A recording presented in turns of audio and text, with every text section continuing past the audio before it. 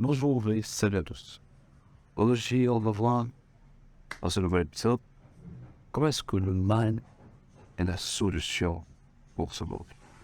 Le mal, entre guillemets. Ça fait bien longtemps que la société nous a plus ou moins montré comment distinguer le bien du mal. Cela passe par le jugement des actions.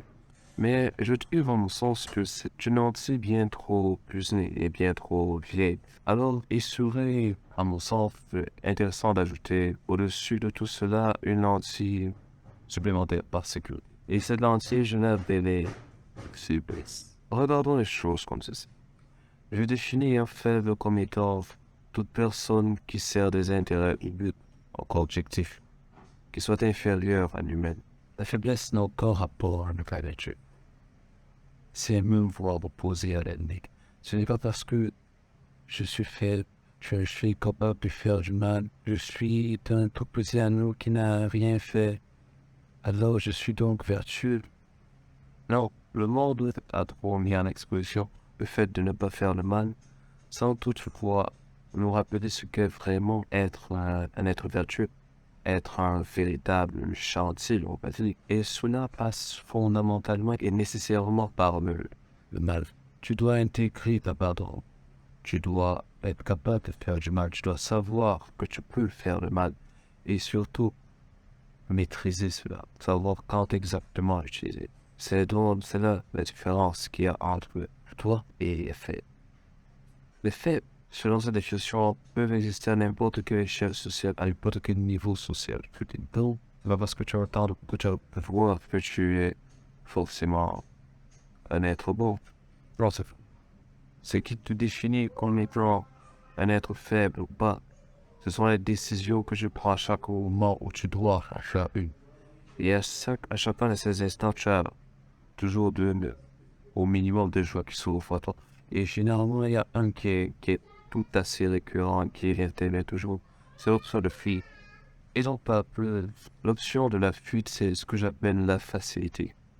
Et les faibles sont intimement liés.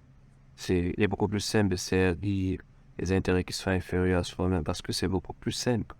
Parce que justement, c'est facile. Il n'y a pas de challenge. Et donc, la facilité devient plus ou moins l'autre sol pour s'orienter.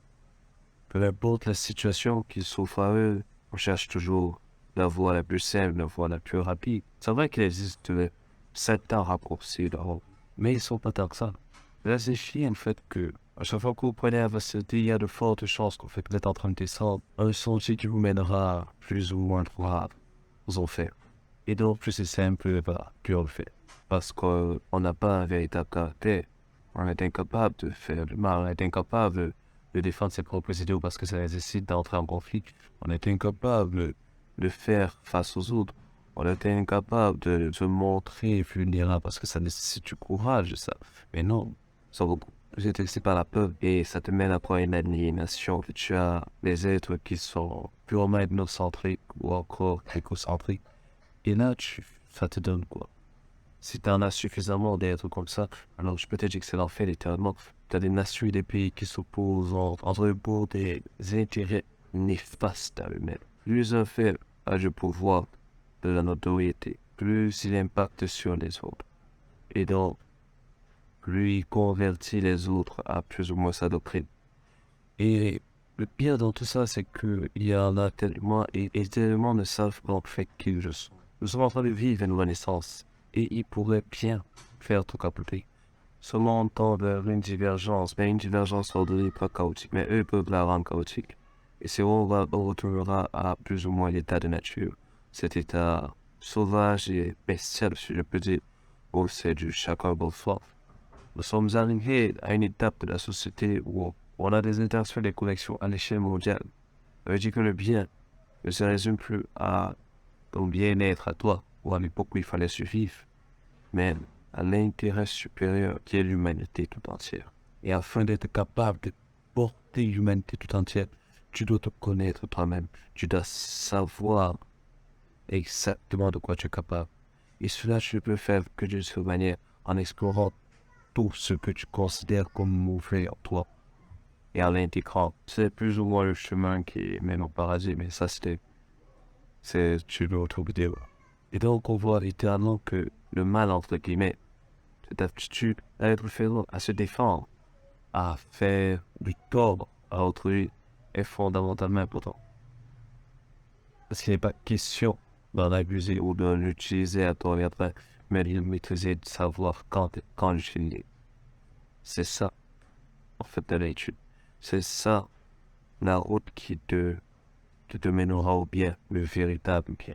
Bien sûr, je vous explique un truc, qui tu peux bien faire. L'humanité a évolué. Et l'évolution de l'humanité est intimement liée à l'interaction qu'il y a entre les êtres humains. Parce qu'on était à l'époque de survie, le bien pouvait se résumer à ta petite personne, parce que le bien devait être tout ce qui te permettrait de survivre. Donc, peu importe ce que tu fais, si tu survis, alors c'est bien. Les peuples de l'humanité se forment. Pour ça se regrouper, mais on avait là des clans ou des ethnies. Alors le bien passe à une étape supérieure, qui est le bien pour le clan ou la tribu ou l'ethnie. Et là, on adore un bien qui n'est plus lié à ton être, mais qui est plutôt lié à la communauté. Et il faudrait faire tout pour que tes intérêts personnels envers les intérêts communs, pas que les intérêts communs envers tes intérêts. Ça, c'est du narcissisme. Et donc, on évolue encore. Et là, vous avez plus ou moins le monde de chevaux. Nous avons des interactions et des connexions à l'échelle mondiale. Nous sommes littéralement à un clic l'un de l'autre. Dans ta vie, tu connaîtras en moyenne 1000 personnes. Ce qui te passe à 2 personnes du milliard.